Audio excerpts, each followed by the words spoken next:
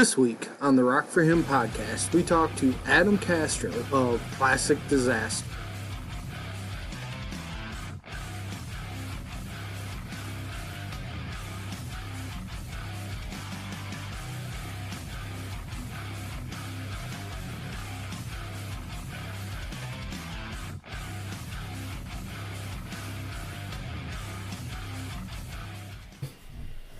Hey everybody, and welcome to a brand new episode of the Rock for Him podcast.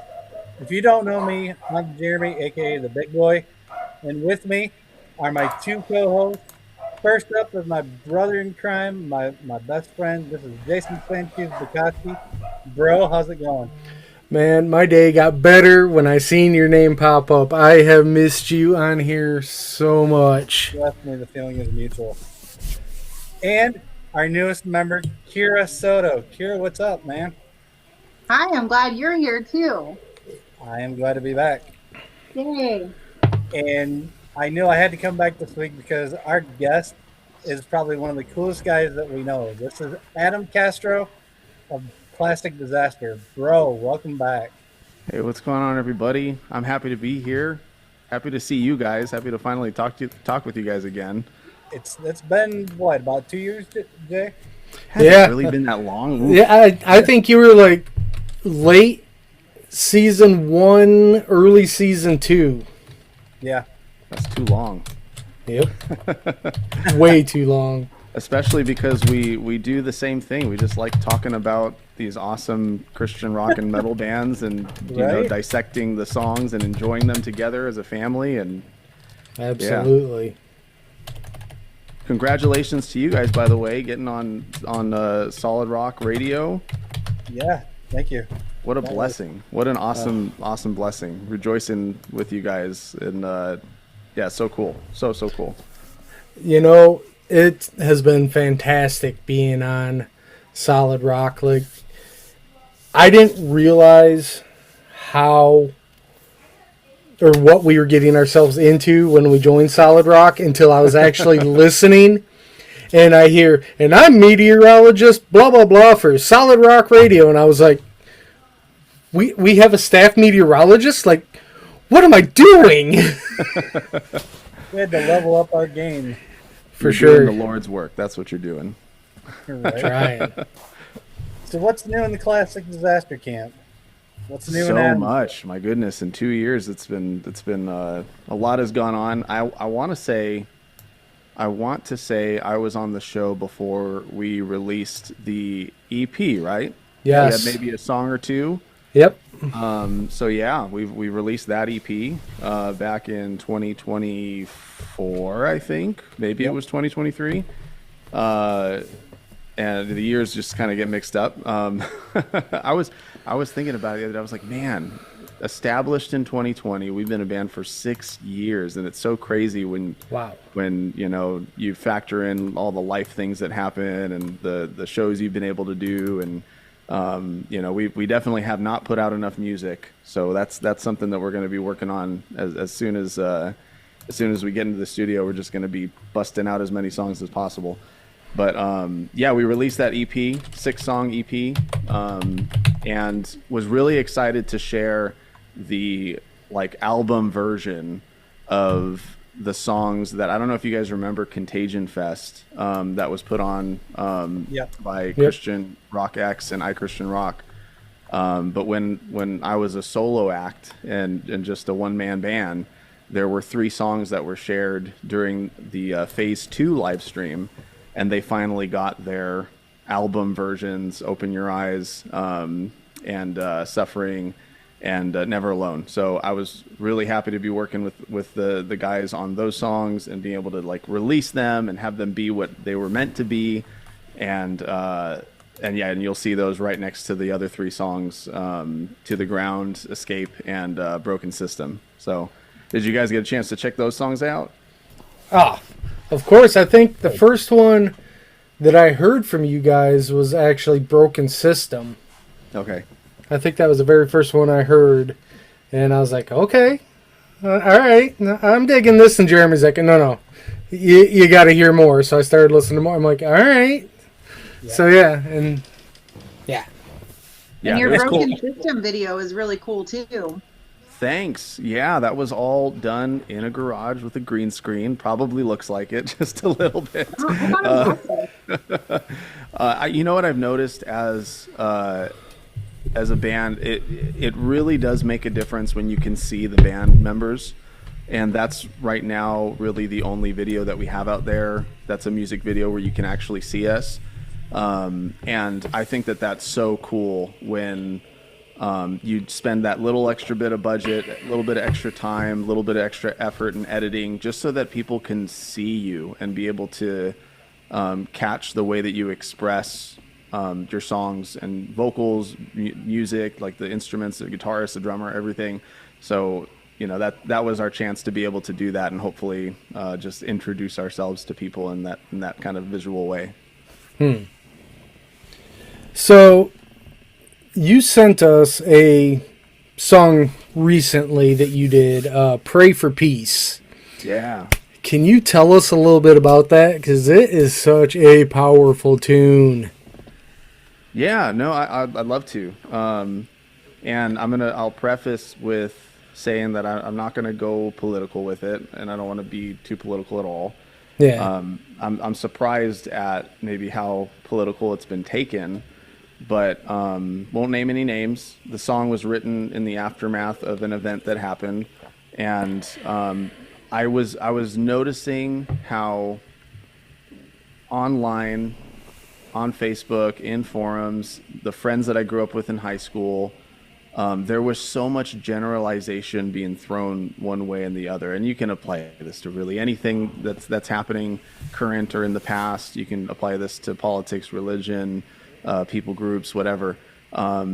We as human beings have a temptation to tribalize and to generalize and to think that because one thing happened to one person or one person did this one thing or then we just start saying, well, everybody like that is this way, and we need to be completely against everybody in that side of the camp and demonize and attack and just generalize. And I was seeing that happen so much, and my heart was broken by that thought that, like, are we really praying for peace or are we praying for peace? Like, how can we say with our mouths that we want to have peace when all we want is a piece of the fight? Like, it's like when one bad thing happens, we're ready to go with an attack to whatever group of people or whatever, issue there is, so that we can just yell at someone and scream at someone and attack and fight for our side.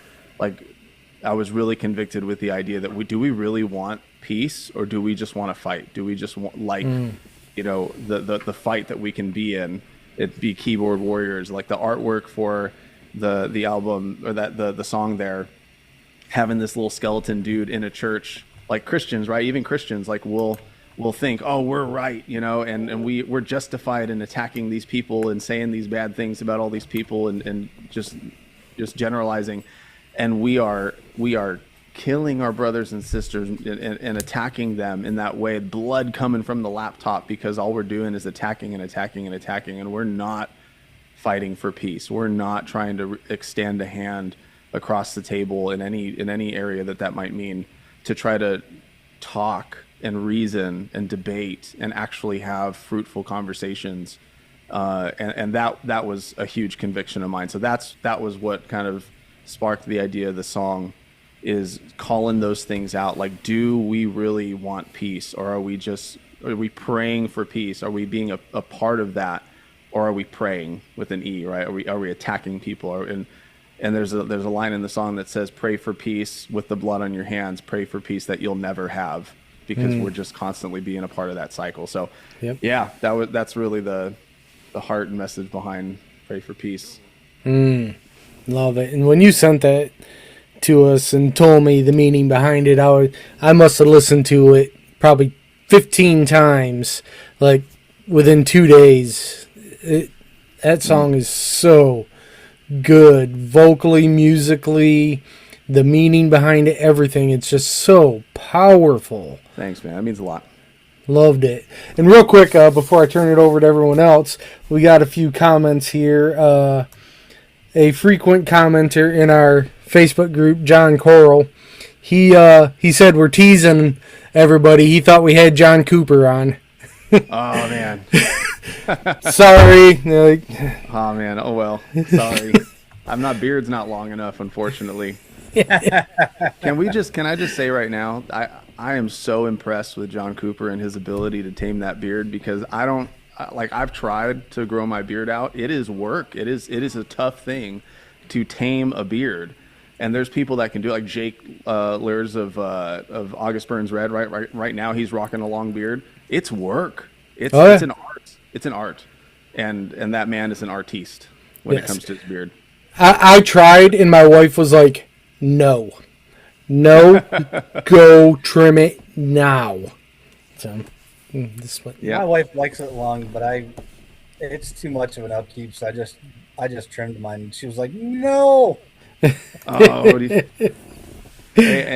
Evidently it's worth it. I don't understand it. I don't have that art gene or whatever, but that's why it's so impressive. John Cooper not only has it and can tame it, but he made a whole business out of it too with his what was it called? Super stuff oils. Yeah, that's so cool. Yeah, sorry. Yeah, he doesn't have that stuff anymore though. Not anymore. It was like Hatchet and like something in Hatchet. Sorry, Hawk and Hatchet. I opened this monster and it's starting to squeal. Can you hear it? And so I'm just gonna go the full way. So I'm sorry. It's gonna be a can noise. All right, what you got, Kira? Well, I was telling these guys earlier, Adam, that I normally do a lot of research before I get the chance to interview anyone, and I couldn't find a whole lot on you guys. There's not a whole lot of stuff on there. But I do know that you are going to be coming to Ohio this year. So do you want to talk about that, since I wasn't able to dig up a bunch of stuff? Yeah. No, we have stayed pretty local, and God has blessed us with a lot of opportunities. We're all right now in our 30s, and so we're not in the young game right now. Not able to really spend a whole lot of time out touring. And so a lot of the opportunities that we've been able to take advantage of have been locally, and then a lot in Arizona. And so God has blessed us with an opportunity to be able to travel to Ohio and be a part of the Undead Revival Fest. And that is so cool. If you haven't checked out that lineup right now, it is insane. We're going to be playing with Heal the Hurt. We're going to be playing with Diamonds to Dust. We're going to be playing with Collective Dust. There's I don't know what the terrain looks like, but evidently there's going to be a lot of dust. And if those mosh pits are kicking, it'll be even more. Don't worry, Cleansing of the Temple will come and clean it all up. There we go. See, there we go. Exactly. I like it. So it's going to be awesome. We're so blessed to be able to travel out there and do that. Our bassist is originally from Ohio, and so it's going to be fun to kind of play in his hometown area. So we don't have a lot right now because honestly, we've just been taking opportunities as they come. And I think that this is the first year where it's like, hey, we've got our EP out. We're ready to start writing and putting out new songs for a full album, which has been in the works for a long time. But the doors have just kind of opened for us to have a full group to go and do that. And this is the year. The coming soon has now arrived. And I'm excited. I'm going to be there. I already know I'm going to be there. I was there last year. It was amazing. I'm excited for this year, so I will definitely be able to get to meet you guys. I'm excited. That's so awesome. Yeah, it's gonna be a lot of fun. There's a whole family out in other states. I'll be honest. California, it's rough to find and specifically the Christian rock family, because there's a cool thing happening with Christian deathcore and impending doom. Even Sleeping Giants coming back, and they're going to be at the Glass House in Pomona. That's super cool. But as much as I connect with that genre, and we are heavy, and we'll be getting heavier. You guys heard the song. There's places that we're going to be going with new music that we didn't go in the EP. But I grew up on Christian rock. I grew up on Thousand Foot Crutch and Cutlass and Red and Skillet, and that is my heart. And it's tough to find that community out in California. So seeing the festivals in other states and now finally being able to be a part of that family and join and see you guys, like it's going to be surreal. So we're super excited about it. Yeah, the music, the family out here for that metal Christian metal community is, I see why, because I'm not originally from Ohio. I moved from Utah to Minnesota to here, but I see why God put me here. Mm. It is amazing, and everyone just loves each other, takes care of each other. I get to be a huge part of the metal community now. So grateful, so grateful. Yeah, I'm excited. It's going to be great. So, for people that haven't seen you on here before, can you just share a little bit about your testimony, how you came to know Christ? Yeah. Thankfully, I grew up in the church. My mom was a believer. My dad wasn't a believer, but just through my mom and the church and different people's examples, and God was able to work on his heart as well. And grew up in the church. I knew a lot about God. I grew up in kind of a real conservative, strict church, but had a lot of good foundation, had a lot of God's word. And so I knew a lot about God, and I don't think it was until that turn between middle school and high school that I actually knew, like, oh, like I need to make this my own. I was at this summer camp, and it was a leadership camp that I was a part of from a program I was a part of called Awana. And I had memorized all these verses, I had done all these things, and at the camp I realized, like, oh, there's kids who are doing the same thing as me, and they're not serious about this at all. And I definitely look like that in different areas of my life, and I don't want it to be that way. Like, I want this to be real.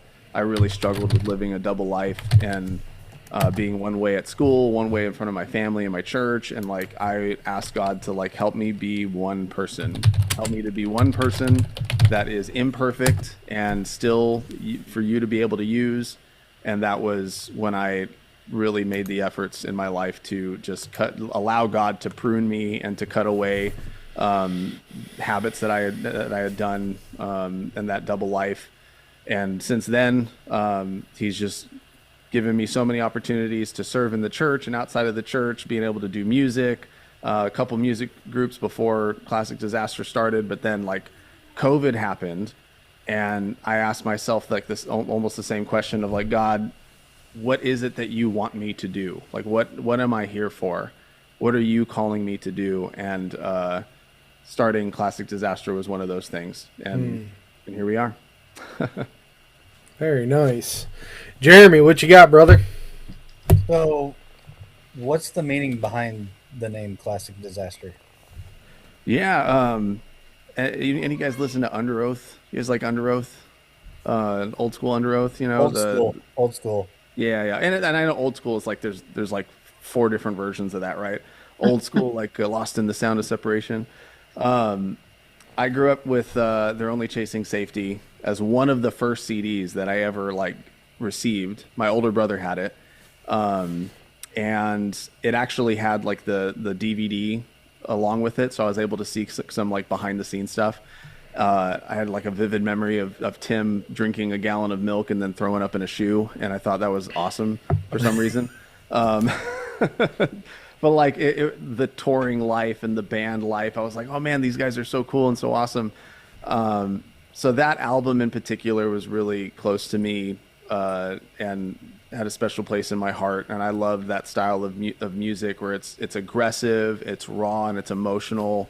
Not quite like metal core or like heavy metal kind of stuff, but also not soft either. Just raw emotion and just great, epic, chaotic music. And so I had been a part of a bunch of different music groups, and like finding a band name is so hard. It's so funny how many band names you can go through in one lifetime. But as part of that like question that I asked myself in 2020 of like, what's gonna be the name, like the last band name you ever want to have, that's gonna just be the thing that just survives past you and all that. And I thought of this frequent song I would listen to from They're Only Chasing Safety, where there's a lyric in there that says, you're a classic disaster with a knack for looking at your exterior. and staring at the mirror.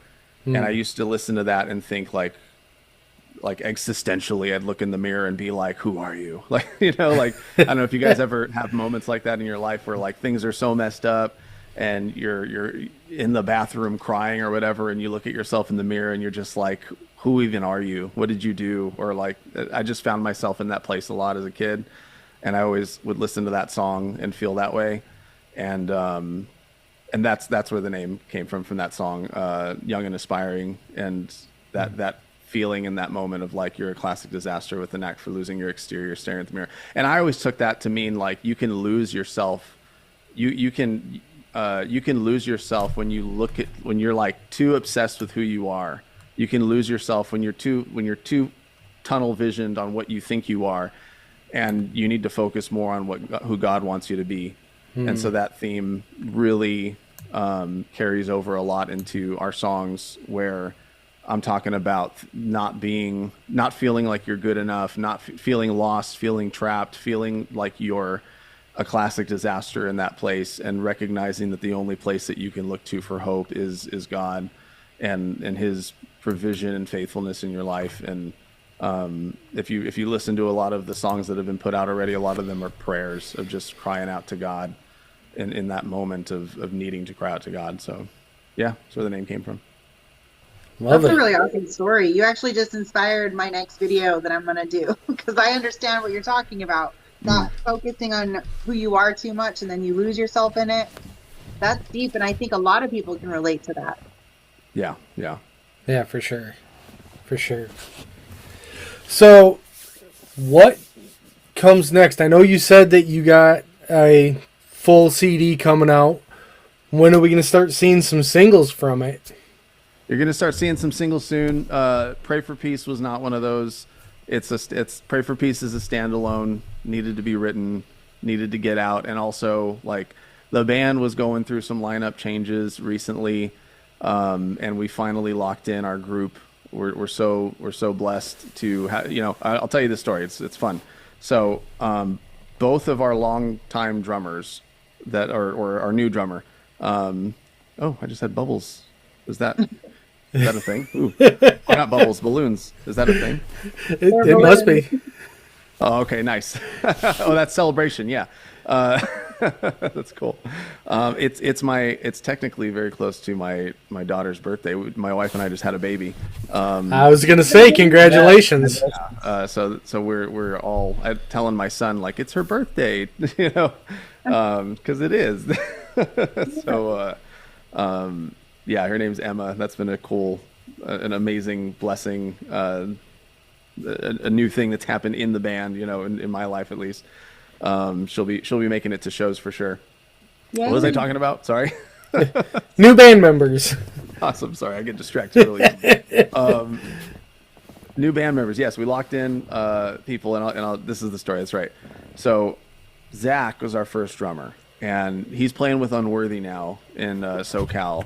And SoCal Deathcore, and we when he was playing with us, we found him on Facebook Marketplace, and he was like, we put out an ad and like, hey, we need a drummer, and with these kind of influences, and he sent us a message, and he joined the band, right?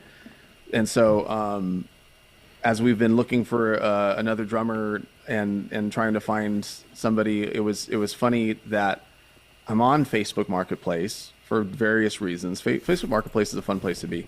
But all of a sudden I see like, hey, drummer looking for a Christian project. And he's like, Christian worship, Christian rock, or Christian metal. Influences, Under Oath, August Burns Red. And I'm like, what? And then he's like in the city that I live in the same city. I'm like, what? So we meet for coffee. We have a few practices, and boom, he's in, and he's been a blessing to get to know, and so he's excited to finally get out and do some shows with us, and that's been the big reason for kind of a pause in releasing music and a pause in doing too many shows. Julio Garcia, who plays with a band called Slaves to Nothing from Arizona, he's been filling in for us, and we were able to open up for Disciple in Arizona, and that was an amazing experience. And like still taking opportunities to be able to get out there and do some shows and everything. But it feels like it's a new chapter with a solid group. And yeah, so that's where we're at right now. So we are writing for an album. When we first started playing shows, I asked God for like something to say and for something to share, because I have grown up with bands, I'm sure that you guys all know, like Disciple and Cutlass, and bands that would share a message, share their hearts, share something with their crowd, knowing that this is an opportunity to encourage, this is an opportunity to bring someone to Christ, this is an opportunity to just connect. And I've always wanted to do that. If there's one thing that I've always wanted to do, no matter the crowd, whether it's a Christian show, a non-Christian show, whatever, I've wanted to connect in some way. And right before we started doing shows, my wife and I lost our first child, and 10-week pregnancy, and we lost our first child, and it was devastating, and it was the worst. It felt like the worst thing that could ever happen in our lives. And you go into this place where like you understand nihilism, like you understand this feeling of like this, like, do I really believe everything that I've read and everything that I know to be true? Like, do I really believe this? Because I just lost the thing that I love more than anything in the world. And I don't feel like I deserve that. You know, I don't feel like that was supposed to happen to me. And you start looking at yourself and you start looking inward. And over the course of just the days that felt like years in and of themselves, of the waves of grief and everything, like I just felt the comfort from God in his presence, and just telling me to lean on what you know is true. Lean on what you know is true. I am the Redeemer of all things. In Christ, he redeems. He is the Redeemer. And I leaned on that story of Peter in the boat, and thinking like all of this world is like being out in the water. And if we try to go in our own strength, if we try to look inward too much, if we try to base things on our own understanding, like we are going to sink. And that if we reach out our hand, that Christ is there to hold us. And I had to just remind myself that our child was the Lord's. My wife constantly tells me this all the time, even with our 2 kids now, that they're the Lord's. They're not ours. They're gifts from God. They're not ours. Yep. And so with all that being said, this album is going to touch on a lot of those themes, because the EP songs were written before all of that had happened. And there were a lot of things that were so far untapped in the themes that we wanted to write about. And the things that I really wanted to pour out from going through that. And so, as you can imagine, that's a deep place to go. And even years after it happening, it's still a place that's scary to go to, but that's where the album's going to be pulled from.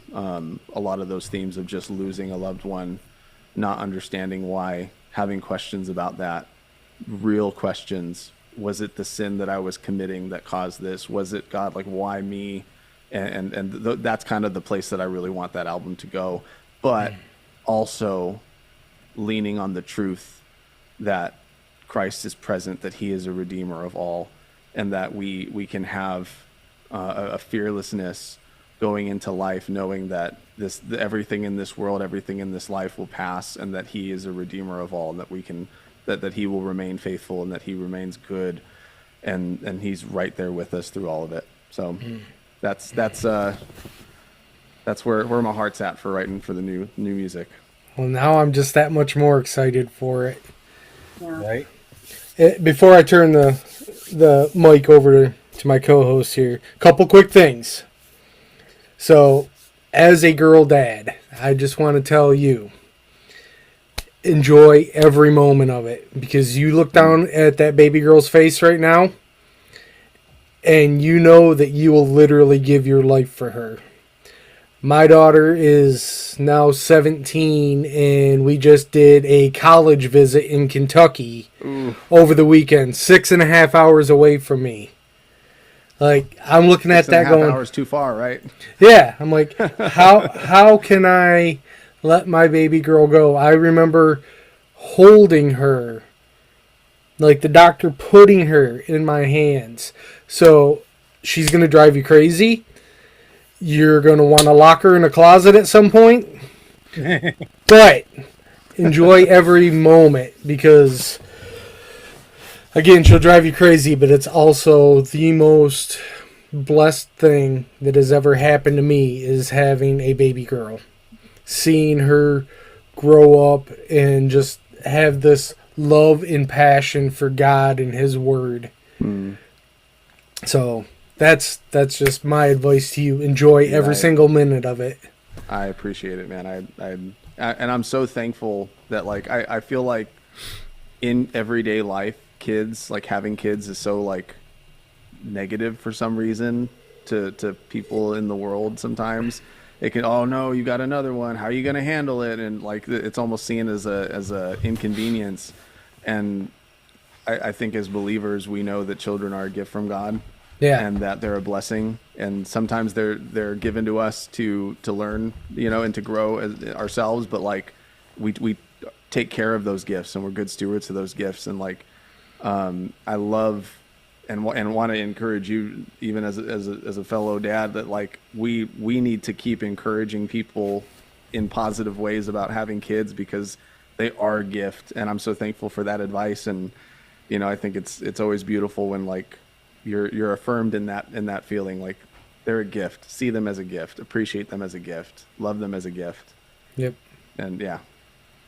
As a matter of fact, she just pulled in. I just heard her car pull in, and she walked in the door from work. So, all right, I'm turning the mic over to Kira and Jeremy. I've talked enough. Go ahead, guys. What you got?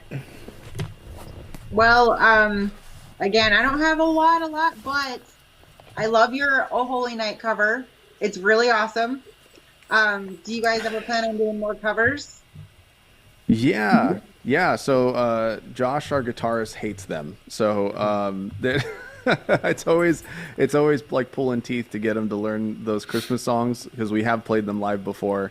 And the goal is to get a catalog big enough to be able to open up for August Burns Red on the Christmas Burns Red. So that's definitely a goal. So that's for sure. I grew up listening to Christian rock and the Christmas covers and stuff. So like I grew up with Jingle Bell Rock by TFK and the August Burns Red, Carol of the Bells, and I just think it's so cool when you can beef up a Christmas song. So that the Oh Holy Night and First Noel, God Rest Ye Merry Gentlemen, life just got in the way this year and it didn't happen, but for sure like that's going to be its own full EP one day with all those songs put together. I think it's just fun. It's for me, it's like a why not?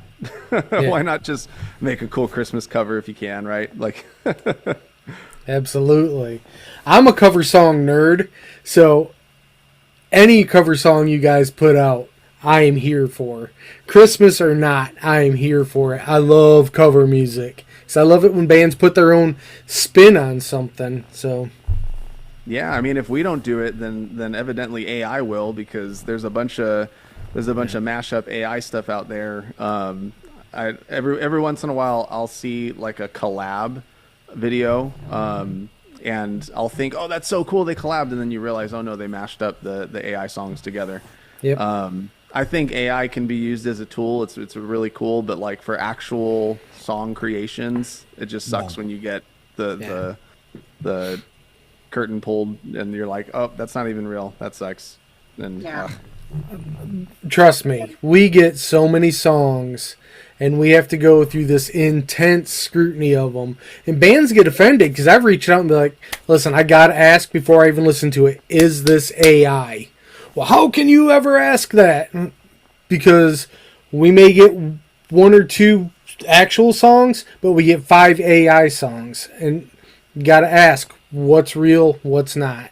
Yeah, did you guys see on the Christian metal chat that James Franchise all this time was AI? That he just wasn't even real. He was just this AI. Just kidding. Just Yeah. kidding. I did Love see it. that. Somebody accused him of being AI, and that's the problem, right? Like, especially with the music creation, like the people who actually are making real music can then get accused of it, and like, and you never know. You never know. Yeah. I'm on the fence about like Peyton Parrish. Like some of those songs sound a little AI-ish, and like, They but do. but then he's been an artist for forever, so I doubt it. Yeah. So like there's things like that. I'm so on the fence about using AI at all because I'll be transparent. AI has been used in our artwork for stuff, and like I think it's a really cool tool to be able to create imagery for things that you don't know how to do yourself or don't have a lot of money to be able to pay someone to do it. And if you're barely able to take opportunities as it is, it's a tool.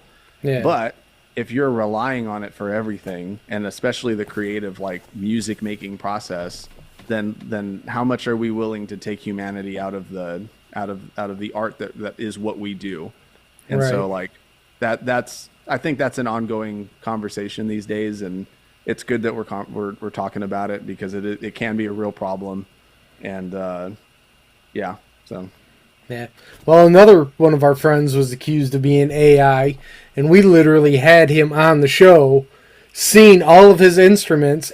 Once we were done recorded, he actually played his instruments for us. And then here we are 4 years later being told he's AI. I'm like, if he's AI, that was some really good AI 4 years ago. how are we ever going to know? How are we ever going to know? And this is the thing, right? Unless you go to a live show and hear it Yeah. for yourself and see the imperfections and everything, right? Because like that's the one thing there's so many little tricks and things behind the curtain, like bands and everybody that's big does this a little bit. They'll layer some vocals in their tracks, or they'll beef up the guitars and play some extra guitars in the tracks. And like it's totally a thing that big bands do, and it's to make sure that the live experience feels larger than life. And like, but I even thought the other day, I was like, man, we're never gonna know if like an artist puts their voice in an AI machine, and the AI is actually singing. It's not actually them. They just put their voice in an AI machine, so it sounds like they sang it. And it's them, but it's not really them, like, and we'll never know.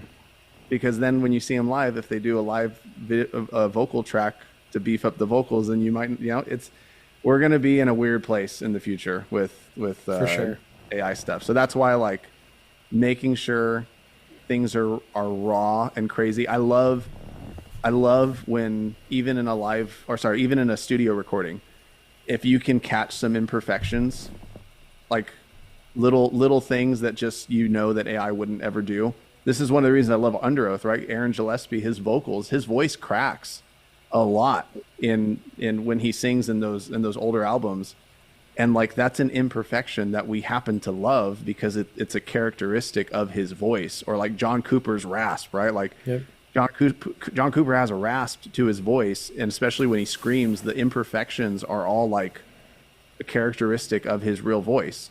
So like I try to make sure that I don't overthink too much when I'm recording stuff, because any little imperfection just proves I'm not AI. And Yeah. I mean, I've even noticed on some tracks, the singers taking a short breath. Like you can actually hear that. But it's not to the point where it drives me crazy. It's like that is human. Like you get that human feel to it. Even yes. Where it drives some people crazy. For me, it's like, oh, you got that authenticity of an actual song. Mm-hmm. And I know I said I was going to shut up, but what's that? What's up? I have to admit, for me, like I always would criticize anytime I heard music like that. I was like, oh man, I can hear that. Like, but now because of AI, I'm actually grateful for the humanity that I hear in it. So that's the only good thing AI's done for me, is that it's made me grateful for the imperfections, and I look forward to them now. Yeah, and like you were saying, even the breathing and stuff, right? Like I listen to a lot of Beartooth, and like that he does that, like he's, all that stuff. That was a big influence for Open Your Eyes. That big long scream at the end, where I do that breath where it's like, and then just let it out. Every live show, that's like I do my best to stick that mic in my mouth and just, and because it's like that's a real fun moment for me. It's the last screaming that I do in a show because it's our last song. So it's like I don't care if I have a voice after this. It's you're getting all of it. So yeah, Love it's you throw that stuff in your songs. Love it. All right, what you got, Kira? I thought it was Jeremy's turn. Oh, Jeremy, sorry. So I know you've been talking about, going out and playing places. Is there any place that you've been dying to go out and play? I've been dying to go to Kingdom Come Fest. I'm not gonna lie. We don't deserve it at all. So it's probably not going to happen anytime soon. But I will say, for the very reasons that I mentioned, just all the festivals that have been going on, not in California, that like there's such a cool family thing going on that we haven't had over here for a very long time. Spirit West Coast used to be out here in California area. Cornerstone Fest came one year, and like that really brought a lot of people together because we would get bands like Cutlass and TFK, and then like Hawk Nelson and Third Day, and and then screamo bands, and like there was such a diversity of genre. And I don't know, just over the years, around like 2016 or 17 or so, 26, 7, that like for some reason nobody started coming over here. Spirit West Coast just kind of focused more on worship, and that's fine, but like the whole diversity of genres started to fade away. And so when I see a festival in another state that has that diversity of genres and looks like they've just got such a great family dynamic going on, oh man, of course I want to be a part of it and have our band be a part of it. And so like we've seen that from Undead Revival, and definitely from Kingdom Come Fest. So like that for me is like the play. That's my home. I've seen some of you guys. You've been there, right? The Kingdom Come Fest.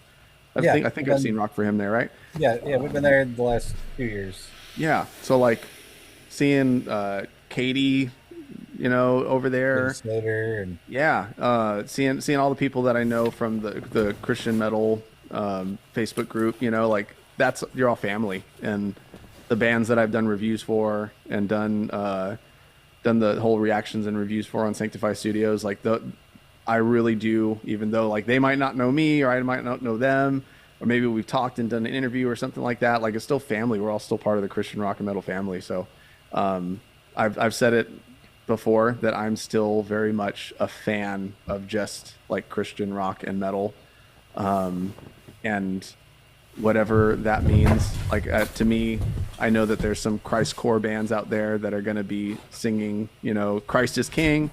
And that's amazing. And then there's some bands that don't say God or Christ in any of their songs, but that they're solid believers on and off the stage. And to me, like just knowing that there are believers, that there are members of the body who are making the music that God has called them to make, like that's my family. And I've always felt like I can be in a room with those people and know that I'm among brothers and sisters. So love that. Well, if it makes you feel any better, there's 2 of the 3 hosts on here are kind of tied to festivals. So the fun thing is that we have the ability to be able to do more festivals now. And so like the Lord has blessed us with that security now, whereas before we might not have had a drummer or might not have had the means to be able to go out and do that, and now we do. So like it's been so cool to know that those opportunities can now be taken, and like Undead Revival is part of that. We're doing a festival called Rise AZ Fest in Arizona at the end of April, and so we're about to announce that on our social media account. But yeah, that's been a cool opportunity.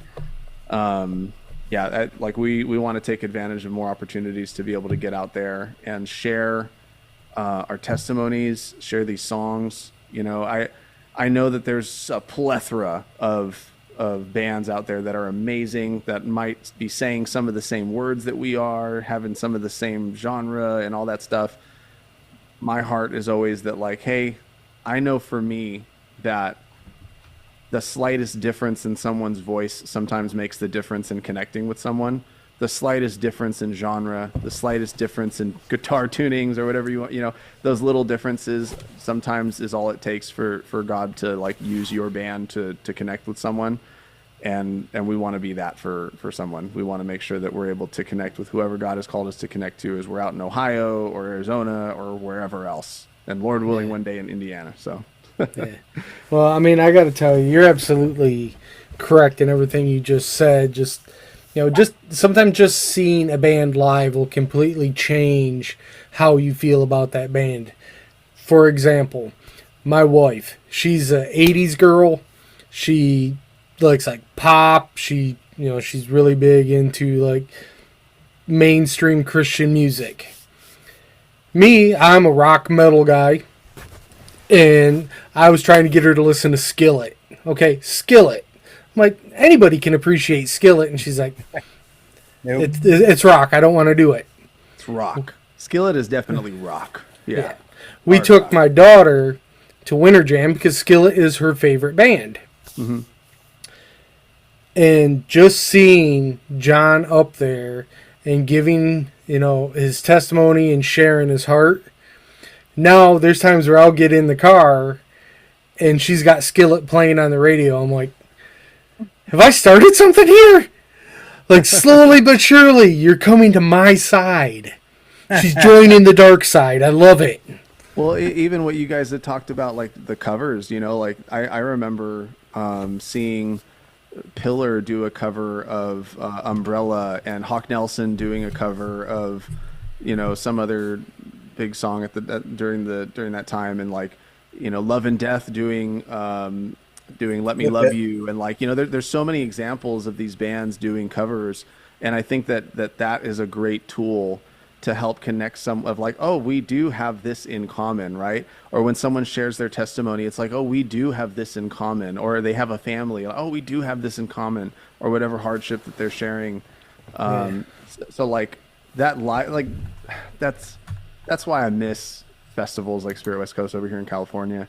And I'm so excited to be a part of like Undead Revival and Rise AZ and whatever else in the future, because like when you bring a bunch of people together in crowds and put people who are willing to share their testimonies, willing to share their hearts, willing to share the hardships that they've gone through for the sake of God to use that to connect with someone, like beautiful things happen. And yeah, and that's something that AI is never going to be able to do. AI is not going to be able to have someone have the strength to share their story and their testimony.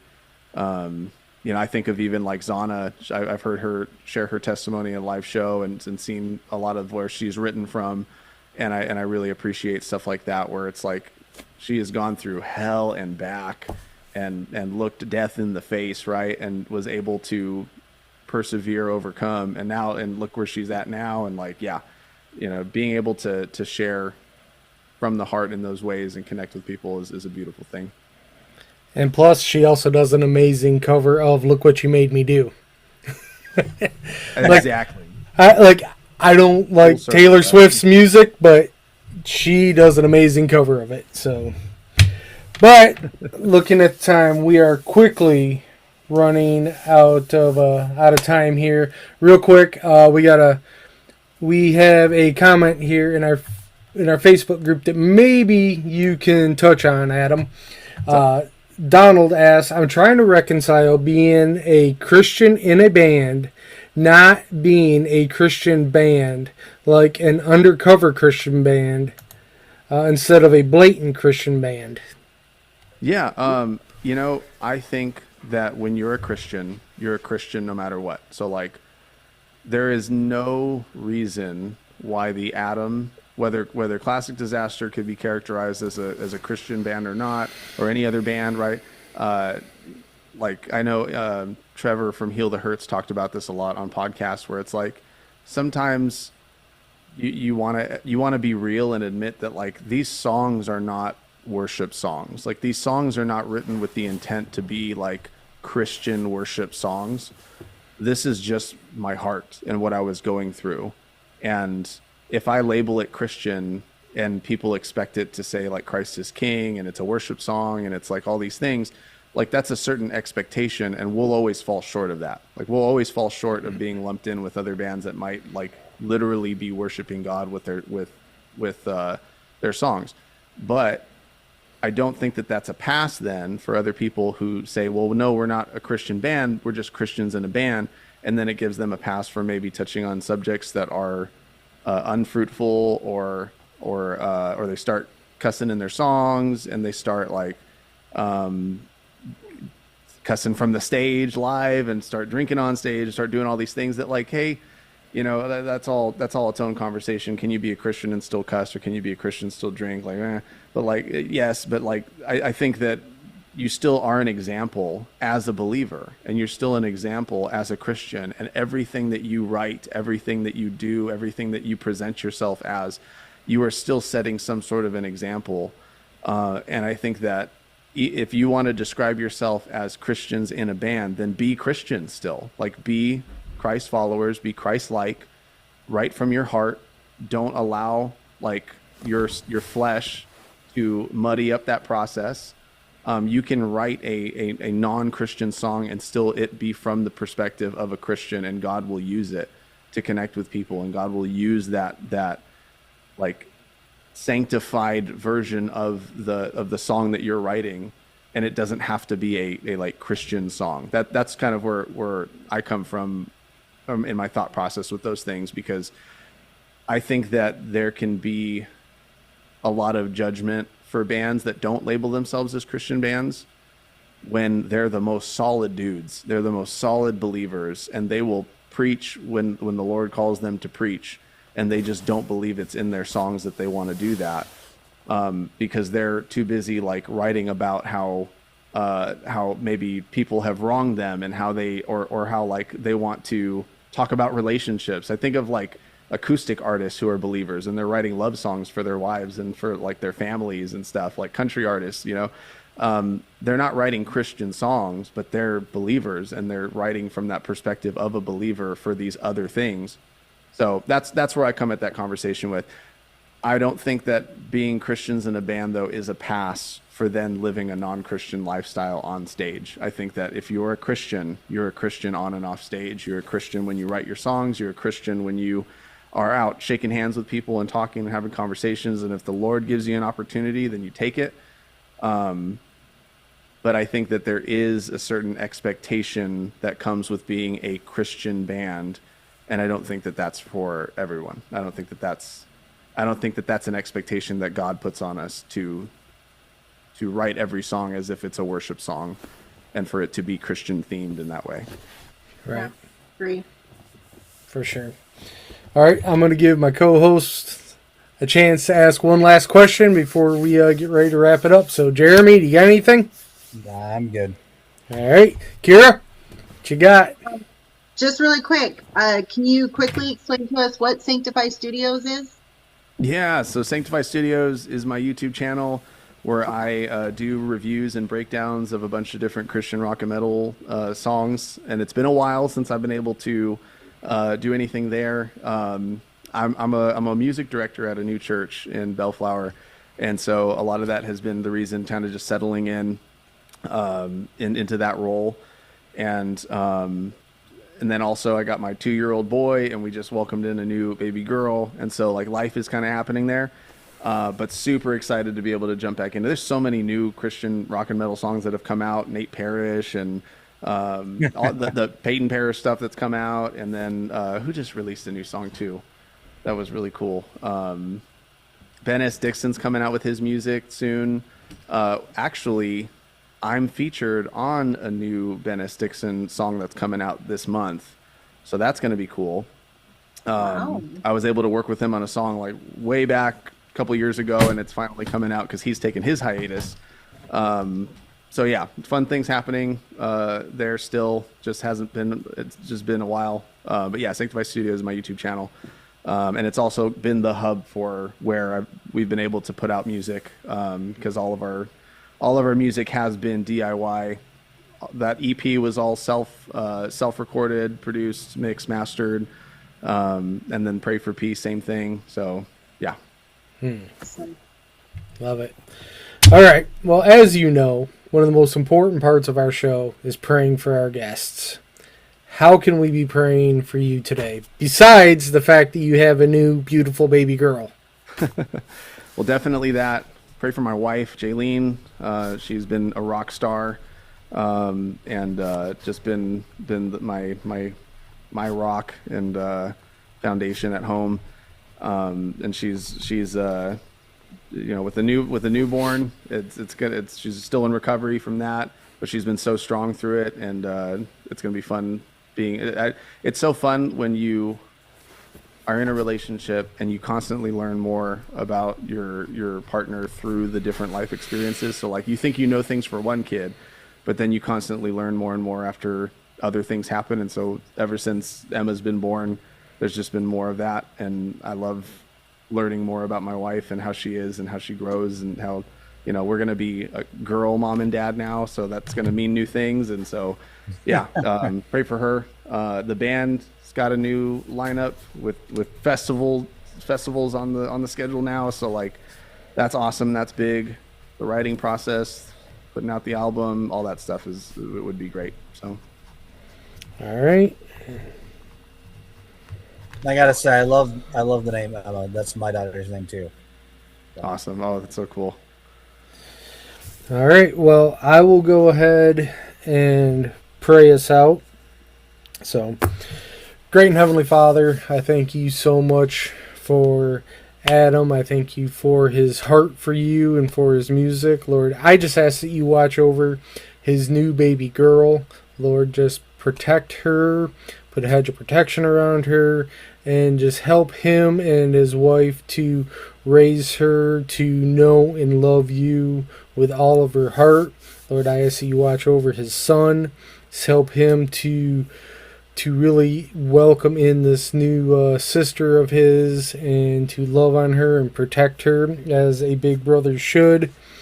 Lord, I ask that you give Adam and his wife Janine just the patience and care that they need as they deal with this new time in their lives and the changes to their family. I ask that you watch over Adam as he prepares for this new music. Just help that to flow and let it be a blessing to you. Watch over his new band lineup, his new bandmates, Lord. We're so thankful that you brought the right people to him and you're giving him the opportunity to create music with them. And Lord, you know where you want them to play. Just make it financially possible for them. Open those doors. And Lord, we thank you so much for him, his music, for the band, and for his family. They're such wonderful people. Even though we don't know them personally, you do. So thank you for all that. Lord, I thank you for Kira. I thank you for Jeremy. I thank you for our other co-hosts that are not here right now.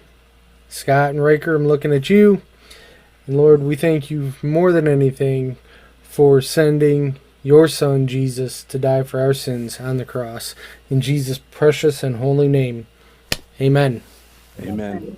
Thank you guys so much. And thank you guys for inviting me on. It's always a blast, and I love you guys and everything you're doing.